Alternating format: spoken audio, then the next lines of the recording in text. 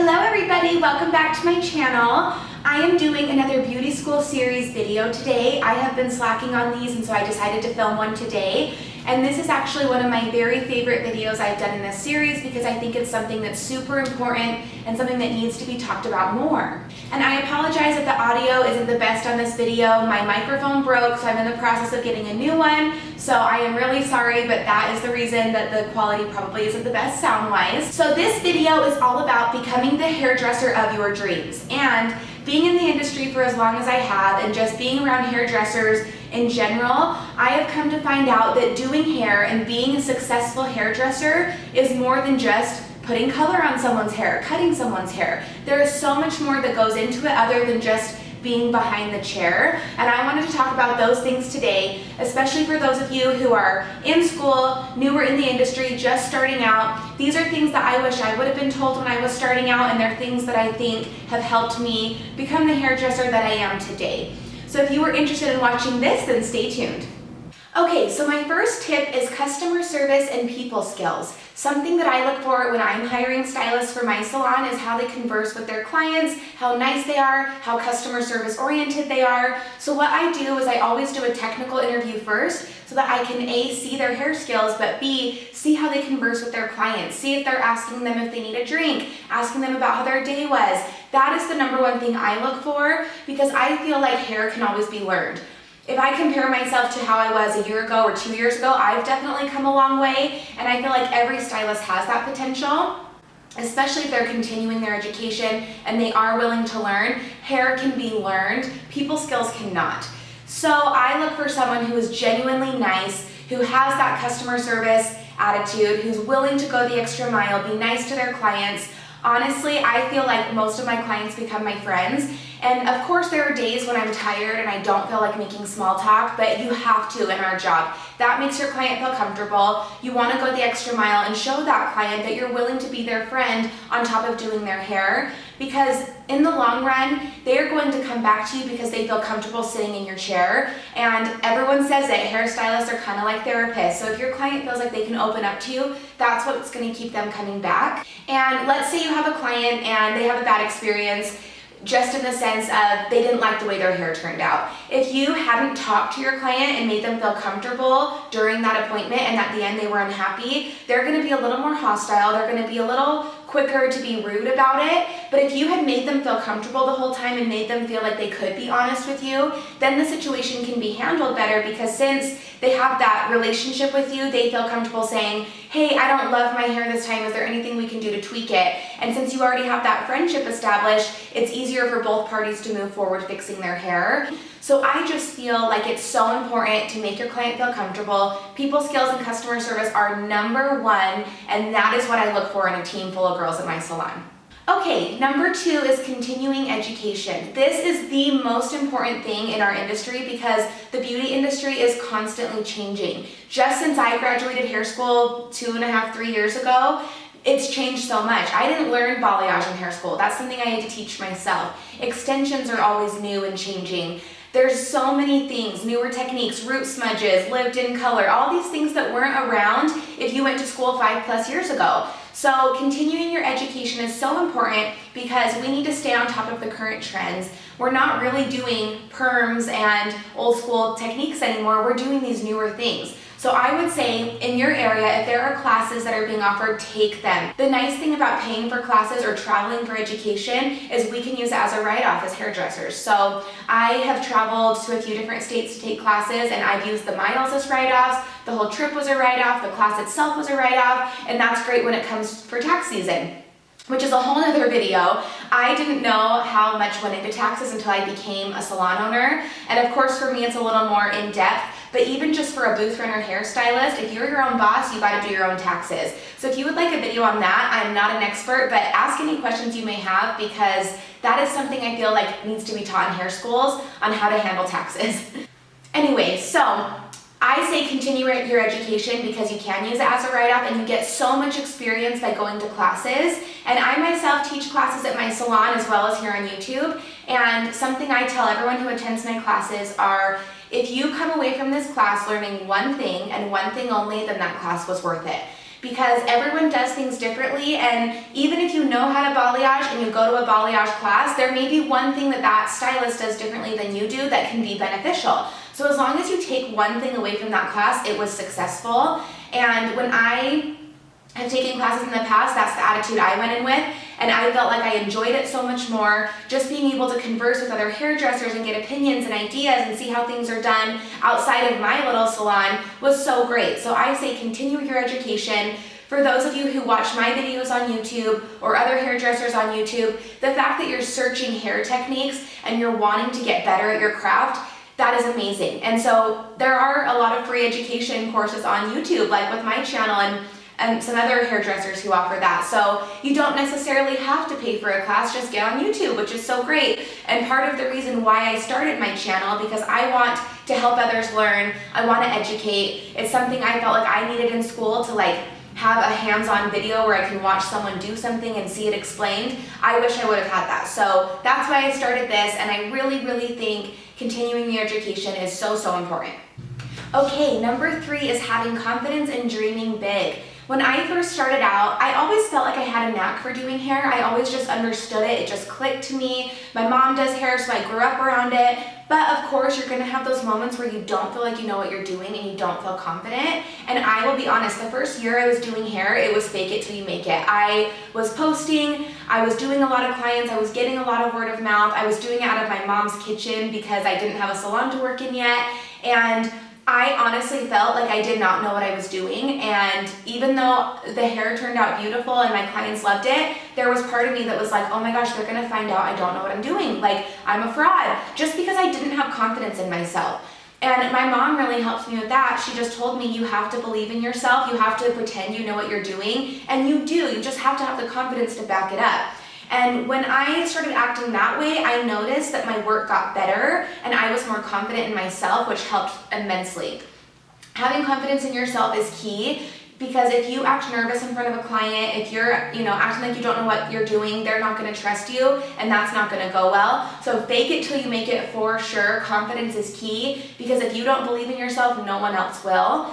And that goes hand in hand with dreaming big. If I wouldn't have had big dreams, I wouldn't be where I am today. I have a list of goals on my phone of things I want to accomplish in this industry for my career. One of them is being a salon owner, and the other one was opening up my own hair extension company. And those things have been on my list for years, and now I have both of them. And if I wouldn't have taken the risk and just done something scary and believed in myself, it wouldn't have happened. So I'm very grateful that I decided to have confidence in myself. It's something I still struggle with and I'm still working on. But over the last year, I've definitely found that confidence and I've used it, and it's helped me a lot. So dream big. Don't ever be afraid that you're gonna fail, because if you failed, it means you tried. And that is something to be said, because not everyone tries. Everyone, most of the time just gets scared and gives up. So if you're willing to try, that means you're pretty special. So don't ever forget to have confidence in yourself and dream big, because you can reach your dreams, I promise. Okay, number 4 is constructive criticism. This is a hard one, because I feel like in this industry, we are very judgmental, and there are stylists who can be pretty mean to each other, and that actually is my next point, so we'll get back to that. But when it comes to being a salon owner, I have noticed that there are, times that you have to tell your stylist what they can do better and what they need to improve on. And that's really hard for me, because I do not like putting others down. I don't like being mean to people. So I had to realize it's all in my approach. Being a salon owner is hard, because I have to have those hard conversations with girls, and it's not something I enjoy. But if you can do it in a way where the stylist receives it as positive feedback and constructive criticism, then it's going to be beneficial for both parties. So as a salon owner, I've learned how to have those conversations. But as a stylist, especially if you're new, you need to learn how to receive that constructive criticism, and instead of getting defensive over it, take it and make it, help you get better. If someone above you is telling you how to do things, or if they're trying to help educate you, or if it's your boss trying to give you constructive criticism, take that advice to heart and make you better. You want to take all your skill, all your knowledge, and constantly be improving. So if there is something that you need to work on, be open to it. That's all I can say, because a lot of times us as stylists, we get defensive when people don't like the way we do things, or people say you need to work on something, because this is our creativity, this is our art, and it sucks to hear that you need to improve on something.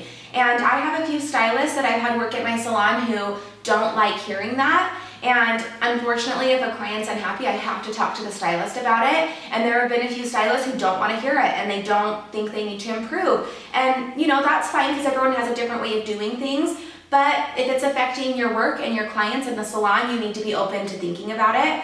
But I also have some other stylists who are fantastic and who, you know, listen to what I have to say and take it to heart, and they change how they do that one thing that wasn't working, or they tell me, okay, what can I do to be better? Tell me what I can do, help me out. And I am so grateful for the stylists like that who are just constantly willing to learn and improve, because I can tell that they are going to be successful because they have an open mind and an open heart and they're not taking it defensively. And that is huge. So if you're a stylist in a salon, I promise you, your owner will see that as a really good quality if you are willing to constantly be improving, taking constructive criticism and making it better. Okay, number 5 is trying new things. This can be scary in our industry because we tend to get into a bubble and use only the products we're familiar with, and we get comfortable. It's our comfort zone. And I know that I was that way for sure. I used to only use Redken Flash Lift and Shades EQ Toner, and that is all. And there's nothing wrong with those products. I still use them today. But if I would have never kind of gotten outside of my comfort zone and used new things, I wouldn't use half the things I do today. And it can be scary to try something new, especially on a new client, because if you're not sure how it's going to turn out, then it can be really scary. So my advice is to get mannequin heads and practice on them, or grab a friend or a stylist or a family member and offer them a discount if they let you practice on them, or practice it on a client, and if it goes wrong, you'll know how to fix it because you're an amazing hairdresser. So that's my biggest piece of advice, is just breaking out of your comfort zone, trying new color lines, trying new techniques, learning new cutting techniques, new coloring techniques, things like that, new combs, new blow dryers, new brushes, anything like that that's new, just try it once and just see. Because I can honestly say, if I compare myself to a year ago, I use new combs, new blow dryers, new flat irons, new bleach, new color brushes, new bowls, new toners, new root smudges. I didn't even root smudge a year ago. Like, it's just crazy how much I've learned just from stepping outside of my comfort zone and trying new things. So that is super important because the industry is always changing, like we talked about before. New products are always coming out. So just take a risk and try it. And if it doesn't work, then you know what does and you can go back to it. But if it does work, then you're gonna find something that makes your services that much better. And if you're practicing new things and learning new techniques, you can charge more because you have more experience. So that's another way to make more money. So that is definitely a good piece of advice, is just step outside your comfort zone and try something new. Okay, so my last and final piece of advice in the hairdressing world is be kind.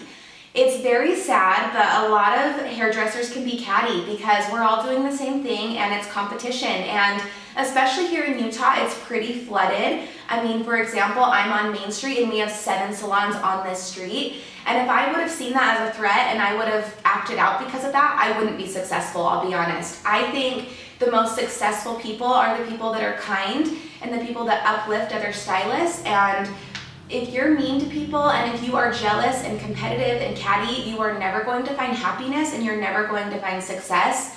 If you see another hairdresser out there who is better than you or has more success than you, nothing's going to change if you bully them online or if you bash them or if you try to take them down. The only thing that's going to change is how you feel about yourself at the end of the day, because you can't feel good about yourself if you're putting someone else down. And if they have success, I damn well guarantee it's because they worked hard for it. And if you want success, you work hard for yours. And at the end of the day, if you are working hard for your success, nobody can take that from you, and you will find true happiness knowing that you worked hard for it. And I just think that, you know, our lives are so vulnerable now being put on social media, and I'll be honest, being on YouTube, being on Instagram, Snapchat, all of that has made my life more, you know, it's now open to the public, and I've received backlash and criticism, and it is hard opening yourself up to that negativity, especially because I'm just sharing what I love. I'm a hairdresser with a passion. It may not be the way you do things, but it's the way that works for me, and to bully someone because of that, I just think is really sad. I'm really lucky because I actually don't get a ton of hate on my channel. I actually get a lot of positivity, and that outweighs any of the negative comments I get, so I'm very lucky. But just in general, I just think as hairdressers, we need to be kind to each other. We need to be nice. We all have this shared passion and love for doing hair, so why are you putting someone else down for loving what you love doing as well? It makes no sense to me, and we need to knock that off because we are not going to be happy or successful if we put others down. I am very privileged and very blessed to know so many incredible hairdressers in my area.